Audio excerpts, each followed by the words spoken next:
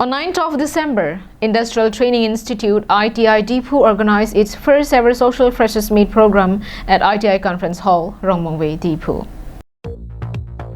The first ever Social Freshers Meet was part of the initiative taken by the Industrial Training Institute Students' Union Society or Industrial Training Institute Trainee Union. The event was started from 10:30 a.m. and the host of the event was Rahul Lekte, electrician trade. Augustine Dera, Social Service Secretary, addressed his welcome speech and inaugurated the event. It was followed by the introductory event from the freshmen of the institute. Monod Sil, supervisor of ITI Diphu and welder instructor trainer, while addressing his speech, informed that the Social Freshers Meet 2022 is the August celebration in the institute, says no such celebration had been taken place before.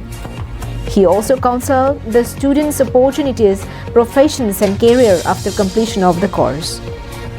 Jinong Ingti, General Secretary of Industrial Training Institute Students' Union Society, delivered his vote of thanks and made the event a great success.